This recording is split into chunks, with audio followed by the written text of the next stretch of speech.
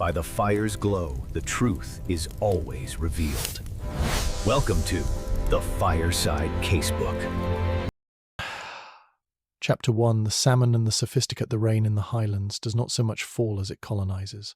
It seeps into the bones, turns the peat to a treacherous sponge, and ensures that the only truly dry thing in the village of Lochdubh is the wit of its inhabitants. PC Hamish Macbeth stood by the banks of the river and Dub, a long, lanky figure in a coat that had seen better decades. His shock of ginger hair was plastered to his forehead, and his hazel eyes were fixed with predatory intensity on a dark ripple in the water. Beside him, Lugs, a dog of indeterminate breed and questionable morals, sat perfectly still. Lugs knew the drill. When the law was busy poaching its dinner, silence was more than a virtue, it was a necessity. Hamish's long, thin fingers tightened around the rod. Technically, the fishing rights belonged to the estate, and as the village's sole police officer, Hamish was the man meant to prevent such thievery. However, Hamish reasoned that the salmon had been swimming in Scottish waters long before the current landlord had bought his way into a title, and it seemed a shame to let such a fine creature be caught by someone who wouldn't appreciate it with a proper knob of butter and a twist of pepper. With a flick of his wrist that was as graceful as a ballet dancer's, though Hamish would rather be shot than admit to such a comparison, the fly landed. A moment later, the water exploded. "Easy now, easy," Hamish murmured, his voice a soft Highland burr. He was just beginning the delicate dance of reeling in the silver prize when the silence of the glen was shattered. It wasn't the thunder, which had been grumbling in the distance like an old man with indigestion, but the shrill, discordant blast of a car horn. Lugs barked. Ah! The salmon, sensing a lapse in its captor's concentration, gave a mighty heave and vanished back into the dark depths, taking Hamish's favourite fly with it. Och, damnation! Hamish sighed, straightening his back. He looked down at Lugs. "Did you hear that? That's the sound of civilization, Lugs, and it's never brought us anything but trouble." Hamish trudged up the embankment toward the narrow road, his boots squelching in the mud. There, idling beside a bright red, suspiciously clean Italian sports car that looked entirely out of place against the grey gneiss of the mountains, stood a man who could only be described as a Sassenach of the highest order. He was dressed in a quilted gilet that had likely never seen a speck of dirt, designer spectacles, and a pair of leather driving gloves. He looked like an advertisement for a lifestyle that Lochdubh didn't want, and certainly couldn't afford. "You there, constable," the man shouted, waving a manicured hand. "I've been honking for 5 minutes. Is this the only road into the village? It's barbaric. My GPS has given up the ghost, and I'm fairly certain I just drove through a puddle that was deeper than my hubcaps." Hamish leaned against a fence post, adopting his most vacant, slow-witted expression. It was a mask he wore. Often people told more secrets to a daft Highland copper than they ever did to a sharp one. It's a bit damp," Hamish said slowly, stretching out the syllables. "And you'll be Mr. Throgmorton, I take it? The one who bought the old Craigie cottage?" The man stiffened. "It's Julian Throgmorton, and I've renamed it the Highland Sanctuary. Though at the moment it feels more like a bog. How do you know who I am?" "Word travels faster than a Ferrari in Lochdubh, sir," Hamish replied mildly, mostly by way of the postmistress. "She mentioned you sent ahead 3 crates of artisanal mineral water and a yoga mat the size of a small carpet." Julian Throgmorton sniffed, his nose wrinkling as he took in Hamish's unkempt appearance and the soggy dog at his heels. "Yes, well, I've come for the peace and the authenticity. I'm a creative director, you see. I need the rugged isolation to finish my memoirs. But I didn't expect the isolation to include a total lack of 5G in a road system designed by sheep. The sheep are very proud of their work," Hamish said solemnly. "Don't be droll. Is there a hotel?" "I was told the Tommel Castle Hotel was decent." "It's decent enough if you like your soup lukewarm and your bed smelling of lavender and ancient history," Hamish said. "But you'll want to move that car, Mr. Throgmorton. There's a storm rolling in off the Minch. When the wind picks up in the pass, it can blow a light thing like that right into the heather." Julianne looked at the darkening sky and then back at Hamish with a look of profound irritation. "I'll be fine. I have driven in the Alps. Now, be a good man and tell me where I can get a decent espresso in this godforsaken drizzle." Hamish scratched his ear. "Espresso? Well now, Mrs. Kennedy at the corner shop has a tin of instant that's got quite a kick to it if she uses the boiling water from the peat stove. Otherwise you're looking at a 30-mile drive to Inverness." Julian groaned, climbed back into his car, and sped off, splashing a wall of muddy water over Hamish's trousers. Lugs growled low in his throat. I agree, Hamish said, looking down at his ruined trousers. He's a man with a target on his back, lugs. People like that don't last long in the Highlands. They either leave in a week, or they stay long enough for someone to lose their temper. Hamish turned and looked back at the river. The salmon was gone, his dinner was a dream, and his boots were leaking. He felt a familiar, nagging prickle at the back of his neck, the one that told him the peace of Lochdubh was about to be broken by something much more permanent than a car horn.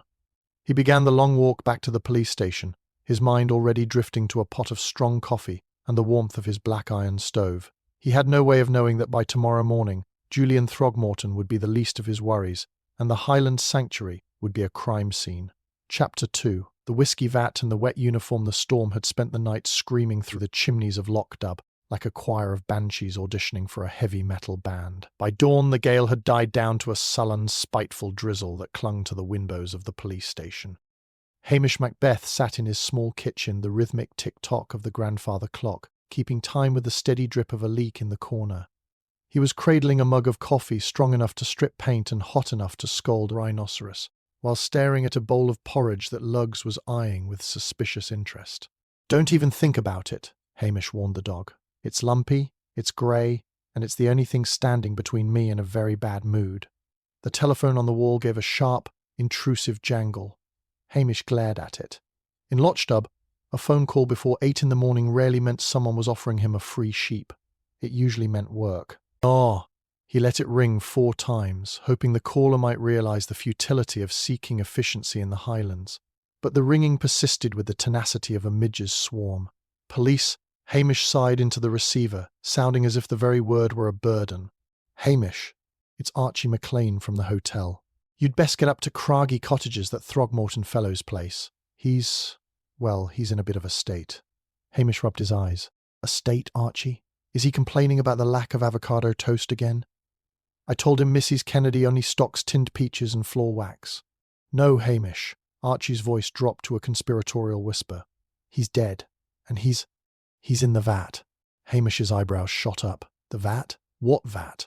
"The antique whiskey tun he bought from the distillery last week. The one he was going to turn into a holistic immersion pod.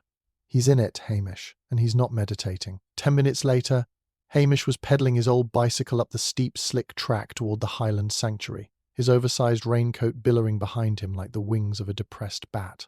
Lugs ran alongside, occasionally stopping to sniff a particularly interesting clump of gorse. The cottage, a once charming stone structure, now looked like it was wearing a costume it didn't understand. Julian Throgmorton had added a glass-walled extension and a Japanese-style rock garden that currently resembled a muddy construction site. In the centre of the garden stood a massive, iron-hooped oak whiskey vat. Archie McLean stood a respectful 5 yards away from it, looking pale and clutching his postbag as if it were a shield. "I was just delivering his subscription to Modern Narcissist," Archie stammered, pointing a shaking finger. "I saw his legs. They're sticking out." Hamish approached the vat. It was a deep, wide barrel, standing nearly 5 feet tall. Peering over the rim, Hamish felt a surge of that peculiar Highland mixture of pity and irritation. Julian Throgmorton was indeed in the vat. He was upside down. His legs, clad in neon-orange compression leggings, pointed toward the grey sky like the antennae of a strange insect. His head and torso were submerged in a foot of rainwater and what appeared to be a collection of expensive essential oil bottles that had floated to the surface. "Och, man," Hamish muttered, looking at the scene. "You wanted the authentic experience, and you went and drowned in a tub of lavender-scented rain." He walked a slow circle around the vat. There were no signs of a struggle in the mud, which was strange given how much Julian must have kicked. Then Hamish noticed something. On the grass a few feet away lay a heavy, ornate lid made of reclaimed wood. It had been cracked in 2. Beside it was a silver selfie stick snapped like a twig. "He was trying to take a picture," Hamish mused, his hazel eyes narrowing, standing on the rim of a wet whiskey barrel in the middle of a gale to get the perfect shot for his followers. "A tragic accident, then?" Archie asked, sounding hopeful. Hamish didn't answer immediately. He knelt in the mud, ignoring the cold soak into his knees. He looked at the rim of the vat. There was a small, dark smudge on the wood, not mud, but something thicker. He leaned in closer. It looked like grease, the kind of heavy grease used on tractor axles. He also noticed that Julian's orange leggings were torn at the ankle, as if they had been snagged, but the inside of the vat was smooth oak. Maybe an accident. Hamish said softly, his voice carrying a sudden sharp edge that belied his lazy posture. But I didn't know lavender oil smelled quite so much like diesel fumes and cheap cigars. He stood up and looked toward the road. The piece of Lochdubh was officially over. In a few hours, the village would be crawling with the Strathbane crowd, and his quiet life would be replaced by the blustering incompetence of DCI Blair. "Archie," Hamish said, "go down to the hotel and tell them to put a pot of coffee on. A big one. And tell Mrs. Kennedy to lock up her best whiskey. We're about to have visitors who don't know the difference between a Highland welcome and a formal interrogation." He looked back at the upside-down Sassenach. Julian Throgmorton had come to the Highlands for a story, and he had certainly found one. It was just a shame he wouldn't be around to write the ending. Chapter 3, The circus comes to town. The sound of a police siren in Lochdubh was as welcome as a midge's wedding. It didn't belong. It was a jagged electronic scream that tore through the soft morning mist, echoing off the sides of C.R. Moor and sending the local sheep into a fit of indignant bleating. Hamish Macbeth stood by the gate of the Highland sanctuary, his hands buried deep in his pockets and his chin tucked into the frayed collar of his tunic. He watched as 2 white and blue patrol cars from Strathbane skidded up the muddy track, followed closely by a black sedan that looked far too shiny for the terrain. The door of the sedan flew open before the engine had fully died. Out stepped Detective Chief Inspector Blair, a man who looked like he had been carved out of a particularly sour potato thick-set, red-faced and perpetually smelling of stale cigarettes and bottled aggression. He stepped directly into a deep puddle of peat-stained water, his polished brogues disappearing up to the laces. "Damnation!" Blair roared, his voice carrying the rasp of a lifetime of shouting at subordinates. "Macbeth! Why haven't you drained this bloody bog yet?" "It's called the Highlands, sir," Hamish replied mildly, his eyes fixed on a distant, disinterested point on the horizon. "The rain generally moves of its own accord. I haven't quite mastered the art of ordering the clouds about." Blair stomped toward the whiskey vat, leaving a trail of muddy destruction across Julian Throgmorton's carefully raked Zen garden. Behind him trailed Detectives Macnab and Anderson, looking like 2 weary shadows who had long ago given up on the concept of job satisfaction. "Right," Blair snapped, peering over the rim of the vat at the inverted remains of the creative director. "What have we here?" Some London pansy decided to take a bath in a rain barrel. "Mr. Throgmorton, sir," Hamish supplied. He was a creative director from London. Bought the cottage last month. It seems he was trying to take a selfie on the rim and fell in. Blair let out a harsh, barking laugh. "Death by vanity. I love it. It's poetic. Clear-cut accident. Macnab, get the photographers over here. Anderson, call the coroner and tell them we've got a drowning victim with an ego problem. We'll be back in Strathbane by lunch."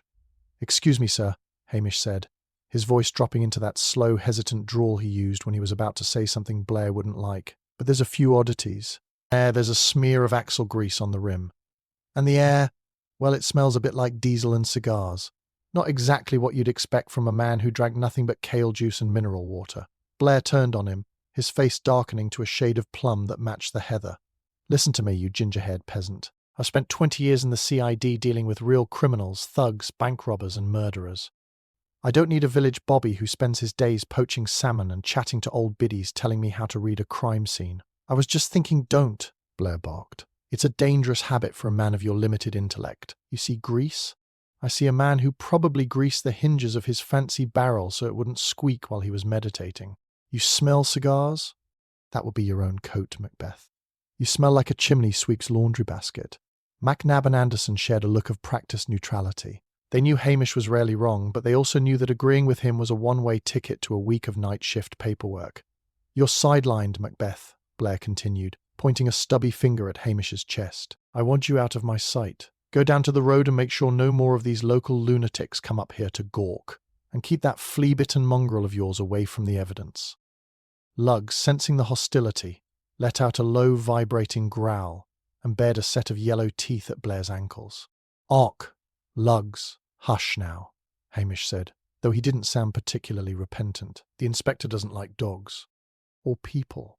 Or anything that doesn't come with a badge and a promotion." "Get out!" Blair screamed. Hamish touched the peak of his cap in a gesture that was just short of mocking.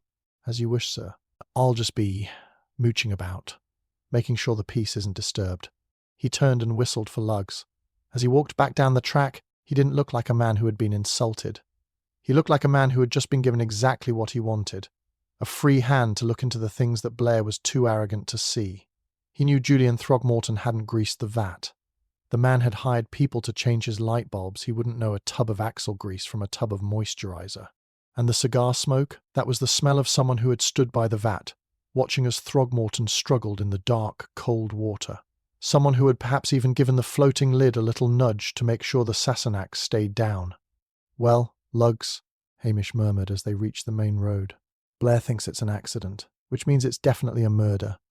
I think it's time we paid a visit to Mrs. Kennedy. There's nothing like a bit of village gossip to clear the sinuses." He hopped onto his bicycle and began to pedal toward the village, his mind already beginning to sift through the inhabitants of Lochdubh, like a man looking for a specific pebble in a landslide. Chapter 4. Crumbs and confessions with DC verse. Blair currently occupying the police station and barking orders at anything that moved. Hamish Macbeth decided that the best place for a diligent officer of the law was anywhere else. He pedaled his bicycle toward the centre of Lochdubh, the chain clicking a rhythmic protest against the uphill incline. To the casual observer, and certainly to the sharp-eyed detectives from Strathbane, Hamish looked like a man with nothing more on his mind than his next meal. In reality, his mind was a filing cabinet, and he was currently looking for the drawer labelled Throgmorton Julian. Enemies of. His first stop was Mrs. Kennedy's corner shop.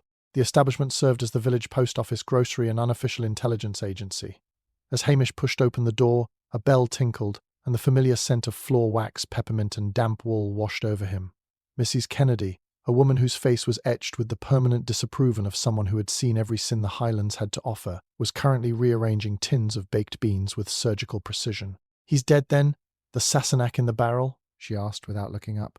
"News travels faster than the wind through a kilt, Mrs. Kennedy," Hamish remarked, leaning against the counter and looking longingly at a glass jar of digestive biscuits. "It's a small village, Hamish Macbeth. And Archie McLean has a mouth like a leaky bucket." She paused, finally looking at him over her spectacles. "I suppose you'll be wanting a biscuit. Take one before you faint from the sheer effort of existing." Hamish didn't need a second invitation. He crunched into a biscuit, savouring the sandy texture. "A tragic accident," the inspector says. "A man and his selfie stick, a modern cautionary tale." Mrs. Kennedy snorted. "Accident? That man was an accident waiting to happen from the moment he set foot in Lochdubh. Do you know he came in here last Tuesday and complained that my cheese wasn't artisanal? I told him it was cheddar, and if he wanted art, he should go to a gallery. He had a way of rubbing people the wrong way." Hamish agreed. "Anyone in particular he was feuding with?" Mrs. Kennedy leaned in, her voice dropping. He was trying to serve an injunction on Geordie MC Nab. Claimed Geordie's sheep were noisier than a construction site, and that the smell of the muck spreading was ruining his sensory retreat. Geordie told him where he could stick his sensory retreat, and it wasn't a place where the sun shines. Hamish nodded slowly. Geordie MacNab was a man of short stature and an even shorter temper, but Geordie smoked a pipe, not cigars. "And then there was that businessman staying at the hotel," Mrs. Kennedy continued, enjoying her role as the fountain of knowledge. "A Mr. Larchmont. Big man, smells of expensive cologne and arrogance. He and Throgmorton had a shouting match in the lobby 2 nights ago. Something about a business deal gone sour in London. Larchmont was waving a cigar around like a baton." Hamish perked up. "A cigar, you say? A great fat thing. Stunk up the whole street. Thank you, Mrs. Kennedy. You're a pillar of the community." "I'm a woman who keeps her eyes open," she corrected him. "Which is more than can be said for that red-faced baboon from Strathbane who's currently shouting at a seagull outside your station." Hamish beat a hasty retreat before she could recruit him for any manual labour. His next stop was the Spice of Lochdubh, the village's sole curry house, run by Mr. Patel. Mr. Patel was a man of infinite patience who had successfully adapted Indian cuisine to the timid Scottish palate by removing almost all the heat and adding extra potatoes. He was currently wiping down a table as Hamish and Lugs entered. Hamish. The usual, chicken korma, mild enough for a toddler. "Not today, Mr. Patel. I'm on the trail of a scent. Did Mr. Throgmorton ever visit?" Mr. Patel grimaced. "Once." "He told me my turmeric was subpar, and that he could recommend a supplier in Chelsea. Then he threatened to report me to the council because the smell of my cumin was intruding on his meditation hours. He said he wanted the village to have a uniform olfactory aesthetic. A man of many words," Hamish sighed. "Did you see anyone near his cottage last night? You make the deliveries up that way." Mr. Patel hesitated, then beckoned Hamish closer to the kitchen hatch. "I saw a car. Not the fancy red one. A dark SUV. It was parked in the lay-by near the bridge around midnight. I saw a man getting out. He was wearing a long coat and a hat. He stopped to light something, a small flare of light. Then the smell of heavy tobacco smoke came drifting on the wind. It wasn't a local Hamish. The way he moved, he looked like a man who was used to being obeyed. Hamish thanked him and stepped back out into the drizzle. The pieces were beginning to swirl in his head like leaves in a Highland gale. A litigious victim, a disgruntled farmer, a business rival with a penchant for cigars, and a mystery man in a dark SUV. He looked down at Luggs, who was currently trying to eat a discarded crisp packet. Everyone hated him, Luggs, Hamish whispered. In Lochdubh, that's usually enough of a motive for a murder. But to tip a man into a whiskey vat and watch him drown, that takes a special kind of spite. He needed a sounding board. He needed someone who understood the social world of the wealthy Sassenachs better than he did. He needed Priscilla Halberton-Smythe. Chapter 5. Tea Tensions, entitled Secrets. The road to Tommel Castle was a winding, aristocratic ribbon of gravel that seemed to resent the intrusion of Hamish Macbeth's rusted bicycle. The castle itself sat atop a crag like a stone vulture, overlooking the village of Lochdubh with a mixture of ancient authority and modern financial anxiety. Hamish left his bicycle propped against a moss-covered stone lion and wiped his boots on the damp grass, a gesture that did little to improve the state of his footwear. Luggs, ever the diplomat, chose to stay by the bicycle, sensing that the interior of the castle was a place of restrictive rules and very few floor scraps. The heavy oak door was opened by a maid who looked as though she had been preserved in vinegar since the 1950s. She gave Hamish's dripping raincoat a look of profound loathing before leading him through to the drawing room. Priscilla Halberton-Smythe was standing by the window, watching the mist roll across the glen. She was, as always, devastatingly composed. Her blonde hair was swept back in a way that suggested effortless elegance, and her cashmere sweater looked soft enough to melt a man's heart, which it had done to Hamish on more occasions than he cared to count.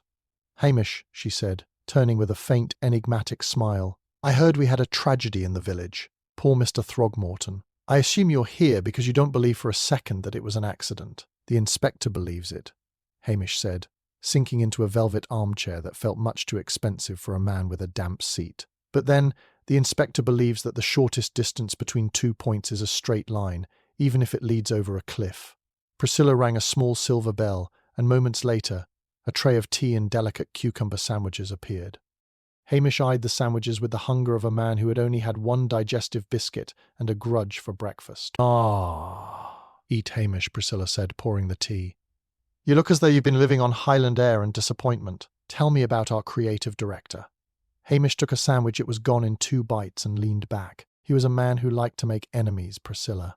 He was suing half the village for aesthetic violations, but I'm more interested in the city folk.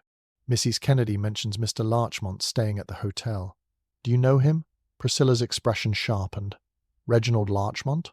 Oh, yes. The name is well known in certain circles. He's a venture capitalist with the soul of a piranha. He specializes in distressed assets, which is a polite way of saying he buys companies that are failing, guts them, and sells the pieces. And did Julian Throgmorton have a piece that needed gutting?" "More than a piece," Priscilla replied, sipping her tea. "Julian wasn't just a creative director, Hamish. That was his vanity project. In London, he was a silent partner in a property development firm that Larchmont was trying to take over. There were rumours of a massive lawsuit. Julian apparently held the deciding shares and was refusing to sell, out of sheer spite. He called it his Highland leverage." Hamish whistled softly. "So, if Julian were to, say, have a tragic accident in a whiskey vat, what happens to those shares?" "They would likely go to his next of kin, or perhaps be tied up in probate," Priscilla mused. "But with Julian out of the way, the legal injunction he filed against the takeover would vanish. It would save Larchmont millions." "Millions," Hamish repeated, the words sounding foreign in the quiet room. "In Lochdubh, a man might kill his neighbour over a stray sheep or a disputed fence line. But millions, motive that travels well." "There's something else," Priscilla added, her voice dropping. "My father had Julian over for dinner last week. He said the man was terrified. He kept looking out the window, convinced he was being followed. He mentioned a man with a shadow like a cigar." Hamish's mind flashed back to the smell of tobacco smoke at the crime scene and Mr. Patel's description of the dark SUV. "He was being hunted," Hamish said, "and he thought he could hide in the Highlands. He didn't realise that in a place like this, a stranger stands out like a splash of blood on snow." "And what will you do, Hamish? Blair is already writing his report." Hamish stood up, his joints popping. He looked at Priscilla, feeling the familiar, painful tug of affection. She was so far above him, in every sense, yet she was the only one who saw him for what he truly was. "I'll do what I always do, Priscilla. I'll go and have a quiet word with the people who aren't being shouted at by the inspector. People talk to the village Bobby because they think he's too slow to understand. I'll just keep being slow until someone trips over their own cleverness." As he walked back to his bicycle, the rain began to fall in earnest. He looked up at the castle, then down at the village below. The Highland Sanctuary was a lie. There was no sanctuary here for those who brought their sins with them. He needed to find Mr. Larchmont, and he needed to find out who was driving that dark SUV before DCI Blair decided to arrest Geordie MC Nab for the crime of being grumpy and Scottish. Chapter 6. The Wrong Man and the Right Grease, the Lochdubh police station. Usually a sanctuary of silence and the gentle bubbling of Hamish coffee pot, had been transformed into a shouting factory. Blair was in his element, which is to say he was standing in the middle of the small office. His face the colour of a ripe beetroot, waving a plastic evidence bag at a bewildered and deeply insulted Geordie MC Nab. Geordie, a man whose skin resembled a piece of cured leather and whose temperament was famously jagged, was sitting on a hard wooden chair, his cap clutched in his gnarled hands. "I've got you, you old goat!" Blair bellowed, the veins in his neck bulging. "We found it, tucked right into the hinges of your garden shed. A snag of bright orange synthetic fibre. Matches the victim's ridiculous trousers perfectly." Hamish stood in the doorway, leaning against the frame with an expression of mild bovine curiosity. Lugg sat at his feet, yawning with a lack of respect that almost matched his master's. "Is that so, sir?" Hamish asked softly. "A scrap of orange wool, was it?" "Lycra, you idiot." "High-tech lycra," Blair snapped. MC Nab here had a motive injunction. He had the opportunity, and now we have the physical evidence. He clearly lured Throgmorton to the vat, shoved him in, and snagged his own shed door on the way back to hide the evidence. "It's open and shut. Handcuff him, MacNab." Detective MacNab looked at his namesake, Geordie, with a pained expression. "Sorry, Geordie. Orders are orders." "You can take your orders and shove 'em up the minch," Geordie roared. "I haven't been near that Sassenach sanctuary since I told him I'd set the dogs on him if he touched my fence again. And I don't own anything orange. It's a colour for Protestants and traffic cones." "Save it for the judge," Blair sneered. Hamish pushed himself off the doorframe and wandered over to the evidence bag. He squinted at the tiny orange thread. Then he leaned down and sniffed the air around Geordie MC Nab. Geordie smelled of wet wool, stale pipe tobacco, and the distinct fermented tang of sheep dip. "Inspector," Hamish said, his voice slow and apologetic. "I'm sure you've noticed the grease." Blair froze. "What grease?" "I told you I'm not listening to your theories about greased hinges." "Not hinges, sir. The grease on the rim of the vat," Hamish said, picking up a stray pencil and using it to point vaguely at nothing. "I took a little sample before you arrived, just a smear on a bit of tissue. I compared it to the grease in Geordie's shed while you were busy, well, being efficient." Blair's eyes narrowed. And Geordie uses old MacDonald's Axle lubricant.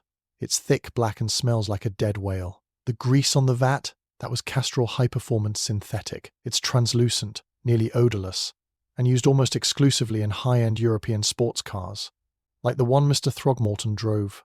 Or perhaps a dark SUV. Blair let out a derisive snort. So what? Maybe MC Nab stole some fancy grease. "And then there's the matter of Geordie's lumbago," Hamish continued, ignoring the insult. "Geordie, tell the inspector about your back. It's shot to hell," Geordie grumbled. "I can barely lift a bucket of feed, let alone a grown man upside down into a barrel. I've been on the heating pad since Sunday." "A likely story," Blair muttered, though some of the wind seemed to have left his sails. "But the most interesting thing," Hamish said, stepping closer to the evidence bag, "is the thread itself. Look at the edges of the snag, sir. If it had been caught on a rough wooden shed door during a struggle, the fibres would be frayed. Frizzer-like, but these edges are clean, perfectly straight." He looked at Blair with a wide, innocent smile. "It looks as if someone took a pair of nail scissors to Mr. Throgmorton's leggings after he was dead, then neatly placed the scrap in Geordie's shed to make sure we found it. It's very helpful of the killer, don't you think? Almost too helpful." The room went silent. Even Blair, whose ego usually acted as an impenetrable shield against logic, looked at the orange thread with a flicker of doubt. "Are you telling me this was planted?" Blair hissed. "I'm saying that whoever killed Julian Throgmorton knows exactly how you think, Inspector," Hamish replied. "They knew you would look for the loudest, angriest local and find the first bit of bright colour they left for you. It's a compliment, really. They think you're a very decisive man." Blair turned his glare on Geordie, then on Hamish. Get out, Macnab, before I change my mind and arrest you for wasting my time. Geordie didn't need to be told twice. He scrambled out of the station, pausing only to spit on the floor near Blair's boots. Once the door slammed shut, Blair turned to Hamish, his face trembling with suppressed rage. If this isn't MC Nab, then who is it, Macbeth? If you're so bloody clever, give me a name. I don't have a name yet, sir, Hamish said, heading for the door. But I have a smell and a car. I think I'll go and see if Mr. Larchmont at the hotel has any high-performance grease in his trunk. Or maybe just a very sharp pair of nail scissors. Macbeth, Blair shouted after him. Stay away from the hotel. That's an order. Hamish didn't look back. He whistled for lugs and stepped out into the rain. The red herring had been cleared away, but the real shark was still in the water, and it was smoking a very expensive cigar. Chapter 7. The Gospel according to Julian, the Tomball Castle Hotel kitchen was a steaming, stainless steel cavern that smelled of roasting lamb and the sharp, acidic tang of industrial-strength floor cleaner. It was a place where the social hierarchies of the Highlands were laid bare. The guests in the dining room ate the scenery, while the staff in the back chewed over the reality. Hamish Macbeth sat on a stool by the pastry station, a fly cup of tea in one hand and a warm, buttered scone in the other. Mrs. Wellington, the cooker-woman who viewed all police officers as hungry children in need of a firm hand, was currently venting her spleen about the late Julian Throgmorton. A nasty, prissy little man, Hamish, she declared, thumping a ball of dough with unnecessary violence. Always coming in here to peer at my pots. Wanted to know if the cream was organic or if the cows had been emotionally supported. I told him the cows were Scottish, which meant they were stoic and didn't care for his nonsense. Yeah. He was writing a book, I hear, Hamish said, blowing on his tea. A memoir of his time in the city. Memoir? A confession, more like, piped up Jessie, the young maid who was polishing silverware at the end of the table. She looked around to ensure the hotel manager wasn't lurking nearby. I saw the pages, Hamish. He left them all over his suite before he moved into that cottage. He didn't care who saw them. He thought he was untouchable. Hamish set his tea down. What sort of things was he writing, Jessie? Spiteful things, she whispered, about people he had worked with, about how he bought and sold the reputations of men much bigger than him. But there was one chapter, he called it the Highland hypocrisy. Had been doing his research, Hamish. He wasn't just here for the piece, he was here to dig up the dirt on the local gentry to use as leverage in his business deals. Leverage, Hamish repeated. Priscilla had used that word. Did he mention any names? I only saw a few pages before he snatched them away, Jessie said. But he was writing about a scandal from 20 years ago. A hit-and-run near Inverness. A prominent local figure who had paid a lot of money to make a body and a witness disappear. He said he had found the witness living right here in Lochdubh, working a quiet job, hiding in plain sight. Hamish felt a cold prickle of intuition. A petty grudge was one thing, but a 20-year-old secret that could destroy a life. That was the kind of thing that turned a Sassenach nuisance into a corpse in a whiskey vat. He finished his scone and wandered toward the hotel's rear exit, his mind working through the list of locals who had arrived in the village 2 decades ago. But his thoughts kept snagging on the man with the shadow like a cigar and the high-performance grease. As he crossed the courtyard, he spotted the dark SUV Mr. Patel had mentioned. It was parked discreetly behind the hotel's laundry van. It was a Range Rover, sleek and black, with windows tinted to the colour of a moonless night. Hamish didn't approach it directly. Instead, he pulled a small, battered notebook from his pocket and began to whistle a tuneless air, looking for all the world like a man contemplating the weather. Out of the corner of his eye, he saw the hotel manager, Arthur Bennett, step out onto the back veranda. Bennett was a man of impeccable tailoring and an even more impeccable smile, the kind of smile that never quite reached his eyes, which were as hard and grey as Highland flint. Oh!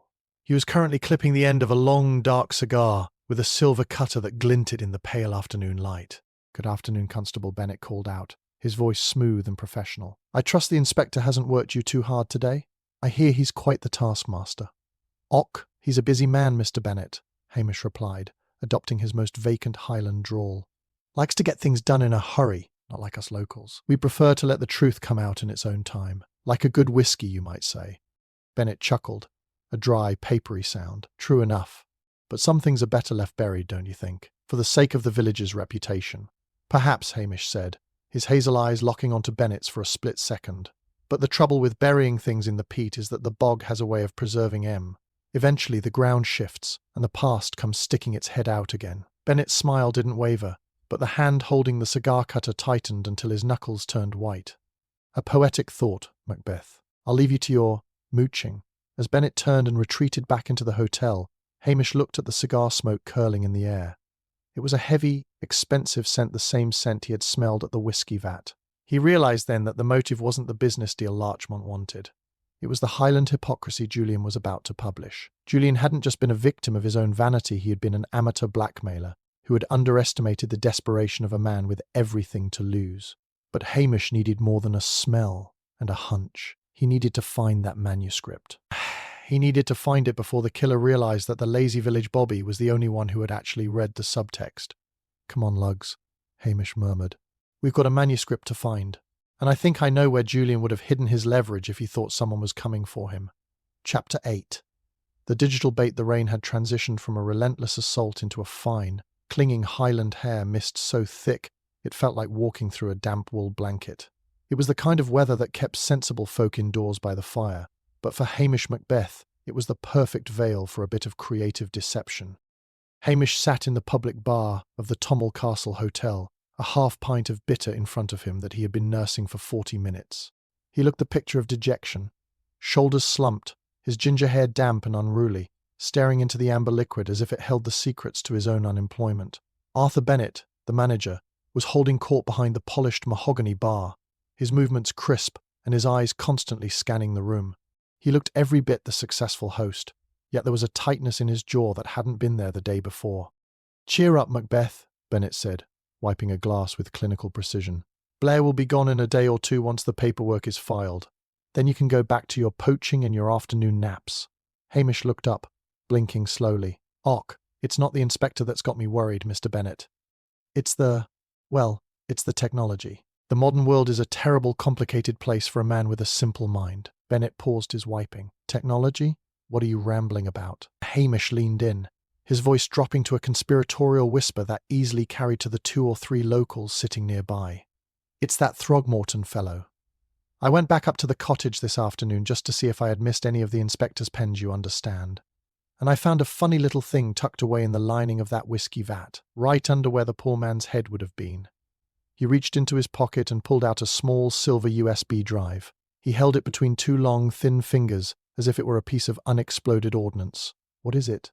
Bennett asked, his voice suddenly very flat. "One of those memory whistles, I think they call them," Hamish said, looking puzzled. "I tried to plug it into the station computer, but all I got was a screen full of files with names like Highland Hypocrisy and the Bennett Secret. I couldn't make head or tail of it. It's all passwords and codes." The silence that followed was so heavy you could have hung a coat on it. The local postman stopped his glass halfway to his mouth. Arthur Bennett's hand, still inside the glass he was cleaning, went perfectly still. "I'm sure it's just more of his creative nonsense," Bennett said, his voice a fraction higher than usual. "You should probably just hand it over to DCI Blair." I suppose Hamish sighed, tucking the drive back into his pocket, "but the inspector is in Strathbane for the evening having dinner with the chief constable. He won't be back until tomorrow morning. I thought I'd just keep it in the safe at the station overnight. Or maybe," he paused, scratching his ear, "I'll just leave it at the cottage. I forgot my keys there anyway, and I'll have to go back up tonight to lock the gate properly." "Oh, I'll just tuck it back where I found it and let Blair find it officially in the morning. That way I don't have to explain why I was mooching about a sealed crime scene." "You're going back up there? Tonight? In this mist?" Bennett asked. "I have to," Hamish said, standing up and draining his glass. "The inspector will have my head if that gate is left swinging. I'll be there around midnight, I expect. It's a long walk in the dark, but a man of the law must do his duty, however poorly." He nodded to the room, whistled for Lugs, and shambled out into the har. As soon as the door clicked shut, Hamish's posture changed. The slunk shoulders straightened, and the vacant look in his hazel eyes was replaced by a sharp, predatory intelligence. "He bit, Lugs," Hamish whispered, the mist swirling around them. "He bit so hard I'm surprised he didn't lose a tooth." Hamish didn't go to the station. He went to his small house, where he brewed a pot of the strongest coffee he could manage. He didn't turn on the lights. He sat in the dark, watching the clock. The USB drive in his pocket was nothing more than a cheap plastic toy he had bought from Missy's. Kennedy's odds and ends bin contained nothing but a few corrupted files of Scottish folk music. But to a man with a 20-year-old secret, it was a ticking bomb. If Arthur Bennett was the killer, the man who had stood by the vat, and watched Julia drown to protect his reputation, he couldn't afford for that drive to reach DCI Blair. He would have to come for it, and he would have to come to the one place where he thought he could catch the stupid policeman unaware, the lonely, mist-shrouded garden of the Highland Sanctuary. "It's a cruel thing setting a trap for a neighbour," Hamish murmured, checking his heavy flashlight and a pair of old, sturdy handcuffs. But then, it was a cruel thing to let a man drown in a barrel of rainwater just because he had a big mouth and a bad attitude. He checked his watch. 11 o'clock. "Time to go, Lugs, and stay down. We're not looking for a salmon tonight. We're looking for a shark." Chapter 11. The postscript of peace, the village of Lochdubh, had a way of healing its own wounds, usually with a thick poultice of indifference and a steady supply of tea. Within a week, the yellow police tape at the Highland Sanctuary had been torn away by a particularly aggressive north wind, and the Zen garden was already being reclaimed by the stubborn local gorse. Hamish Macbeth sat on the bench outside the police station, his face tilted toward a rare, golden patch of sunlight that had managed to punch through the slate-grey clouds. Lugs lay across his boots, his paws twitching in a dream that likely involved a very slow, very succulent rabbit. The village was quiet, the right kind of quiet. The sirens had stopped, the reporters had retreated to their city offices, and the dark SUV had been replaced by Geordie MC Nab's battered tractor, which was currently backfiring its way toward the lower pasture. "Still idling, I see." A sharp voice cut through Hamish's reverie. Hamish opened one eye to see Mrs. Kennedy standing over him, her shopping bag clutched like a weapon. "I'm reflecting, Mrs. Kennedy. It's a very important part of police procedure. The manual says a constable must assess the communal atmosphere following a disturbance. The manual says no such thing, Hamish Macbeth, and you know it. You're just waiting for the pub to open so you can see if anyone is buying around in thanks for getting rid of that Throgmorton creature." "I'm a man of simple needs," Hamish demurred, though his stomach gave a treacherous rumble at the mention of the pub. "But I did hear that the new owners of the cottage are a quiet couple from Perth. Gardeners, apparently. No interest in holistic immersion or suing their neighbours." Mrs. Kennedy sniffed, but her expression softened by a fraction of a millimetre. "Well, that's something. I suppose you'll be wanting a bit of that black pudding I've just brought in? It's far too much for me, and it will only go to waste if it sits in the shop." "It would be a crime to let it go to waste," Hamish agreed solemnly. "And as an officer of the law, I cannot abide a crime." As she marched off, satisfied with her charity, Hamish felt a familiar shadow fall over him. He didn't need to open his eyes to know who it was. The scent of expensive French soap always preceded Priscilla Halberton Smythe. "The papers are calling it the Blair masterstroke," she said, leaning against the stone wall of the station. "There's even talk of him getting a commendation from the chief constable." "Good," Hamish murmured. "Let him have a chest full of medals. As long as he stays in Strathbane to polish them, I'm a happy man." "You're a strange one, Hamish. Most men would want the world to know they had stared down a murderer and a loaded gun." Hamish finally sat up, his hazel eyes clear and uncharacteristically serious. "The world is a very big place, Priscilla, and the more the world knows about you, the more it wants from you. Out here, between the heather and the sea, I know exactly who I am.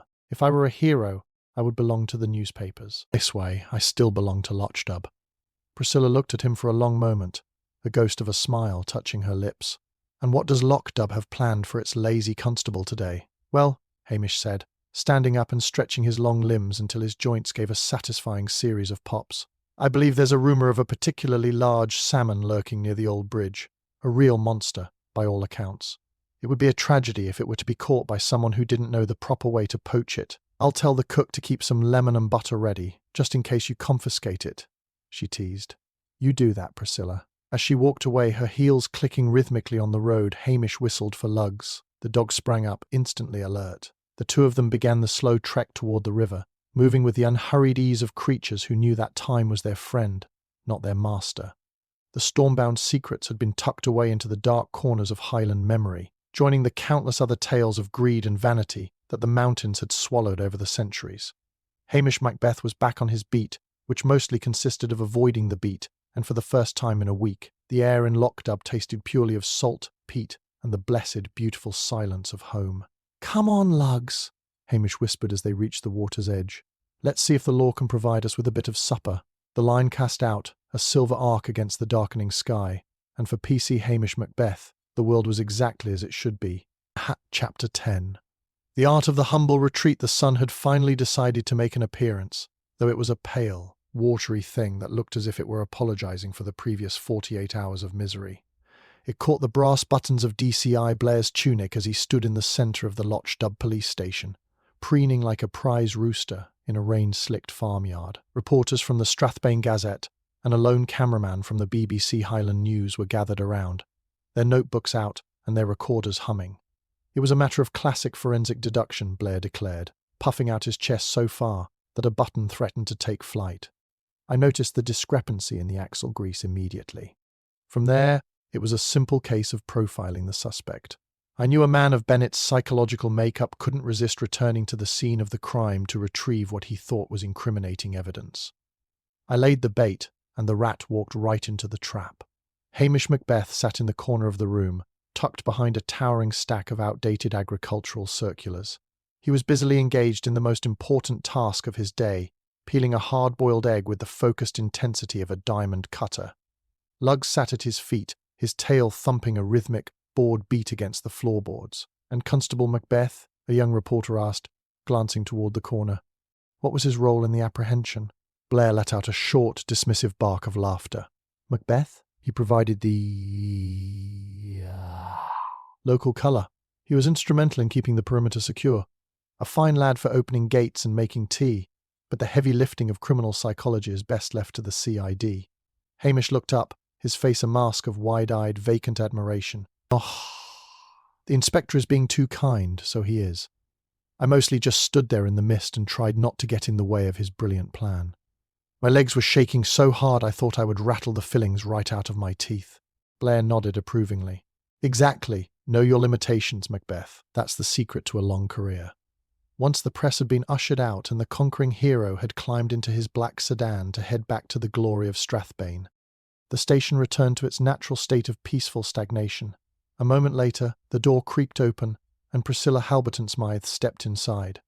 She looked at the lingering smell of Blair's cheap cigars, and then at Hamish, who was now happily eating his egg. "You let him take it again, didn't you, Hamish?" she asked, her voice tinged with a mixture of amusement and exasperation. "Take what, Priscilla?" Hamish asked innocently. "The credit, the arrest. The brilliant psychological trap that I happen to know involved a fake USB drive and a very brave dog." Hamish sighed, leaning back in his chair. "If I took the credit, Priscilla, the chief constable would have me in a suit and a tie in Inverness by Monday morning. I would be sitting in an office with fluorescent lights, filing reports on shoplifting and parking soul-crushing fines. I would lose my house, my boat, and my peace of mind. But Bennett almost killed you," she reminded him, her eyes softening. "And the village knows, Hamish. They are not fools." "The village knowing is fine," Hamish said, reaching for his coffee pot. "The village won't promote me. They just want me to keep the peace and ignore the occasional poached salmon. As for Mr. Bennett, he'll spend the rest of his life thinking he was outsmarted by a genius from the city. It's better for his ego, I suppose. And the Highland Hypocrisy manuscript?" Hamish reached into his desk drawer and pulled out a singed, damp bundle of papers he had retrieved from Julian's fireplace before the CID had even arrived. It was mostly gossip and spite, Priscilla, but there was a grain of truth about that accident 20 years ago. "I've sent it anonymously to a friend in the Inverness cold case unit. The law will have its due, but we don't need a circus in Lochdubh to do it." Priscilla shook her head. "You are a very devious man, Hamish Macbeth. I'm a lazy man, Priscilla. There's a big difference." After she left, Hamish took Luggs for a slow walk down to the pier. The Highland Sanctuary was back in the hands of the estate agents, and the red sports car had been towed away, leaving the road to the sheep and the occasional tractor. He stood at the end of the stone jetty, watching the tide pull the salt-scented air back toward the Atlantic. The secrets were buried again, the outsiders were gone, and the rhythm of the Highlands had reset itself. "Come on, Luggs," Hamish said, turning back toward his cottage. "I think there's a bit of cold mutton in the larder and a fire that needs tending. We've earned ourselves a quiet evening." As he walked, he began to whistle a slow, wandering Highland tune that got lost in the wind. He was exactly where he wanted to be, doing exactly what he wanted to do. Nothing at all. Chapter 11. The postscript of Peace the village of Lochdubh had a way of healing its own wounds, usually with a thick poultice of indifference and a steady supply of tea.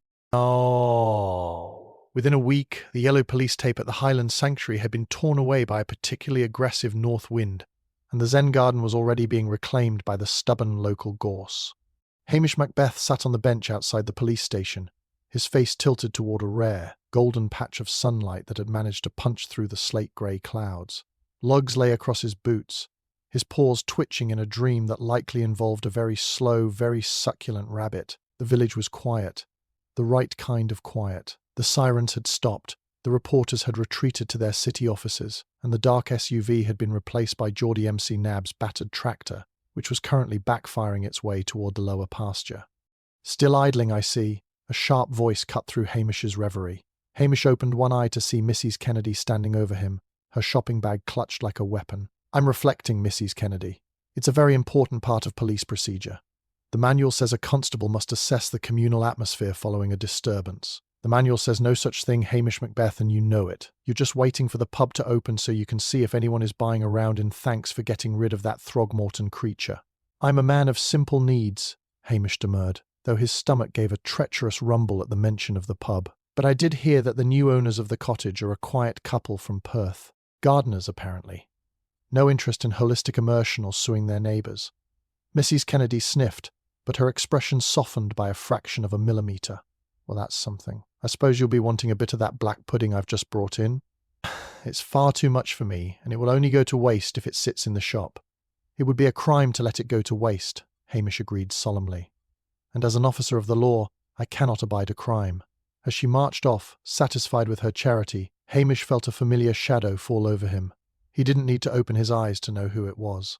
The scent of expensive French soap always preceded Priscilla Halberton Smythe. "The papers are calling it the Blair masterstroke," she said, leaning against the stone wall of the station. "There's even talk of him getting a commendation from the chief constable." "Good," Hamish murmured.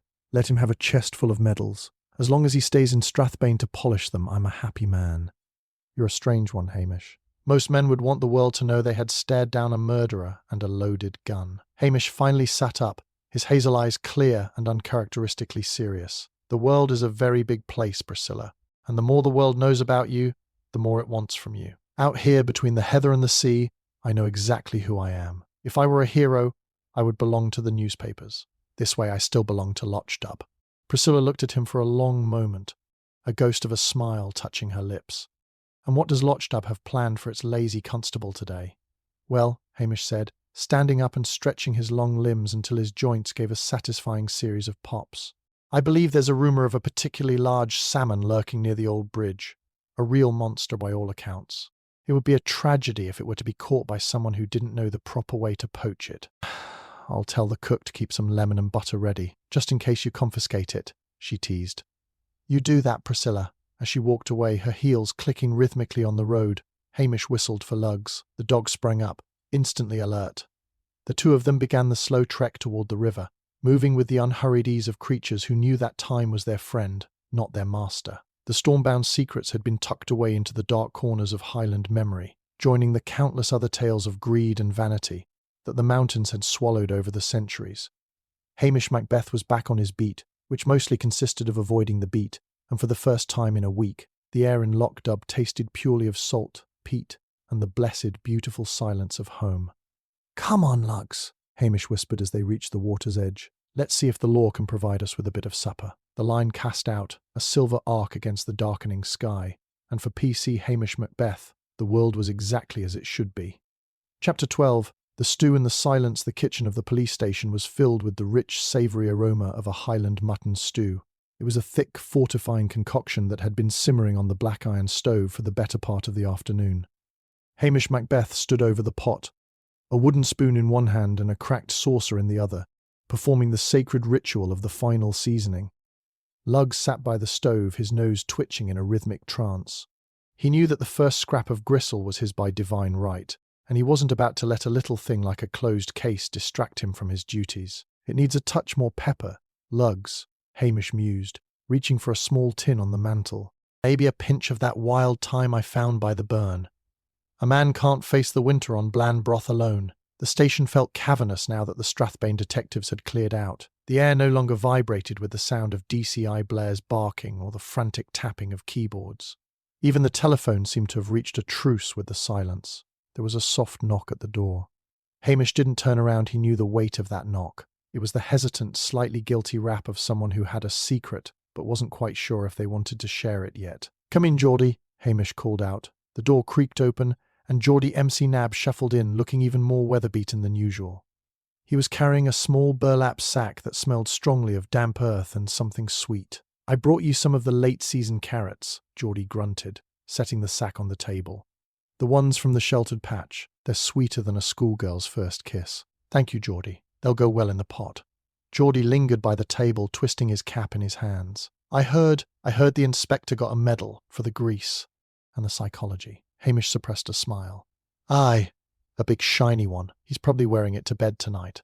Geordie spat into the coal bucket with unerring accuracy. "The man is a fool. We all know who found that grease, Hamish. And we all know who stood in the hair while that madman from the hotel was waving a cannon around." "I don't know what you're talking about, Geordie," Hamish said mildly, ladling a generous portion of stew into a bowl. "I was just a bystander. A useful peasant, as the inspector so eloquently put it." Geordie looked at Hamish, his old eyes twinkling with a sudden, sharp understanding. "Aye, a useful peasant. And I suppose that memory whistle you were waving about at the bar was just a child's toy." "I have no idea how it got in my pocket," Hamish lied effortlessly. "Must have been a miracle." Geordie let out a dry, wheezing chuckle and headed for the door. You're a deep one, Macbeth. "Deep as the loch and twice as cold when you want to be. Just don't go getting too clever, or they'll move you to Glasgow and well be stuck with some university lad who doesn't know a sheep from a shrubbery." "I'll do my best to stay stupid, Geordie," Hamish promised. Once the door closed, Hamish sat down at his small wooden table. He placed a bowl of stew on the floor for Lugs and began to eat his own. The meat was tender, the carrots were indeed sweet, and the heat from the stove was beginning to seep into his tired bones. He looked out the window. The sun had finally vanished, replaced by a deep, velvety indigo. The lights of Lochdubh were flickering on one by one small, defiant sparks against the vastness of the Highland night. He thought briefly of Julian Throgmorton, a man who had come looking for authenticity and found the most authentic thing of all, the consequences of his own past. He thought of Arthur Bennett, who would soon be trading his tailored suits for a grey prison jumpsuit. The Stormbound secrets were over. The village had survived another Sassenach invasion, and the balance of power, the delicate, unwritten laws of the Highlands had been restored. Hamish finished his stew and wiped the bowl clean with a crust of bread. He felt a profound sense of contentment. He wasn't rich, he wasn't famous, and his romantic life was a tangled thicket of maybe and might have been. But he had his dog, he had his stove, and he had the right to walk the hills of Lochdubh without anyone asking him for a report. "Well, Lugs," Hamish said, leaning back and lighting his pipe. "The world is a noisy, complicated place, but tonight it's just us and the wind." Lugs let out a long, satisfied sigh and went back to sleep. Outside, the first flakes of a true winter snow began to drift down, coating the village in a soft white silence that would last until the spring.